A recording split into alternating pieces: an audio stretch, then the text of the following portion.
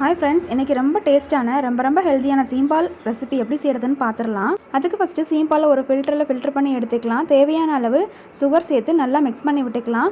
இது கூட கொஞ்சமாக மிளகுத்தூளும் சுக்குத்தூளும் சேர்த்து எடுத்துக்கலாம். நல்லா மிக்ஸ் பண்ணி விட்டுக்கலாம். இதை நான் ஒரு வேறு கிண்ணத்தில் மாற்றி எடுத்துக்கிறேன். இதை அப்படியே ஒரு குக்கரில் கொஞ்சமாக தண்ணி ஊற்றி ஸ்டாண்டு போட்டு அது மேலே அந்த கிண்ணத்தை நம்ம உள்ளே வச்சுக்கலாம். இப்போ குக்கர் மூடி போட்டு நல்லா மூடி மீடியம் ஃப்ளேமில் ஒரு 10 நிமிஷம் வச்சு எடுத்துடலாம்.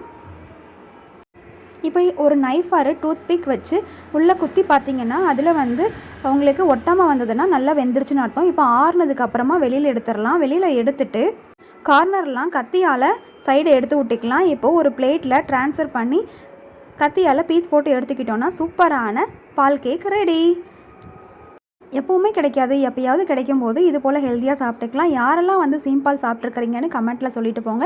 யாருக்கெல்லாம் சீம்பால் பிடிக்கும்னு கமெண்ட்டில் சொல்லுங்கள்.